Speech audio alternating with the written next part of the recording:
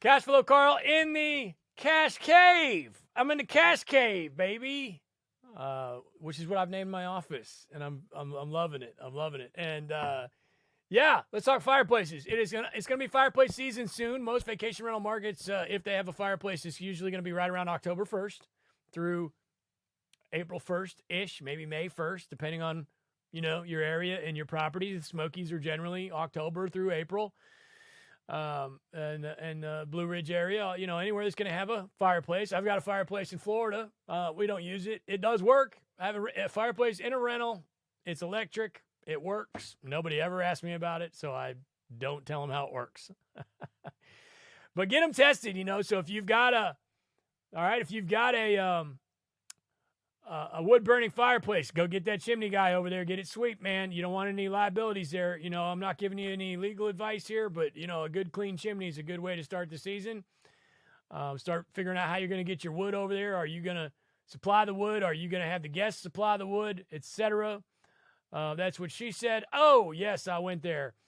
And also consider maybe some new utensils, if they're getting dirty, if it needs to be cleaned, that kind of thing. And then electric fireplaces, that's what I have. I've converted all my fireplaces to electric. I do not want vacationers, renters starting fires in my home. I just don't feel comfortable with that. You can feel free to disagree with me. That's totally fine. So I've converted all mine to electric. What I've done is most of mine had propane. And we'll get to propane in a second, but even if you've got a wood burning, you can just literally get an electric log from Amazon, set it in there, get yourself an electrician over there to put an outlet somewhere nearby. You will have to drill a hole through the firebox to get to the outlet with the cord. So the firebox would be not reusable as it sits. If you wanted to convert it back to propane or wood burning, you would need to get a new firebox, which is not a huge deal. Or find a way to not drill a hole. Hell, you can run the cord out the front and around the corner and hide it, tuck it away, put some, something like almost like a television cord cover or something like that. I like to put the outlet in the crawl space because, that way, if I need to unplug the fireplace for any reason or somebody, if I want to unplug it in the off season so nobody can turn it on, I can go down there and do that and nobody will figure out, it just doesn't work. They can't turn it on. I don't really find the need to do that, but I can if I want to.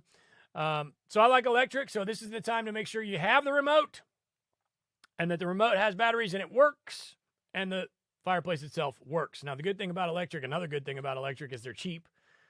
$300, maybe $400 for a really nice one on Amazon. And, so, hell, I've had it before where I lost the remote, and rather than dealing with finding the new remote or getting a new remote for $40, I just bought a new fireplace because I knew it was brand new and sexy, and everybody was going to love it for $350. So plenty of brands to check out there on Amazon. Duralog is one that comes to mind. And then propane. So if you got a propane fireplace, you're going to want to get your fireplace cleaner guy over there. You can find recommendations for that on your Management Monday Dropbox list. I've got a couple of guys on there. Mark is the guy that I used to use when I had a propane fireplace. These guys are not easy to get a hold of this time of year. You got to get ahead of this. Got to get that flue cleaned out. You got to get make sure that the pilot light is working. If you've got propane, the pilot is a pain in the rear end. It is. They blow it out all the time, and then you got to send somebody over there to turn it back on because you don't really want the guests messing with it and things like that. Again, talk to your fire safety commission and fire department about fire safety. It's very important. So, yeah, you got three major types of fireplaces. We covered them all. It's time to get that stuff in order. Call the propane company, get that thing filled. Because if you're trying to fill a propane tank in January, it's going to cost you twice as much as it is right now. All right?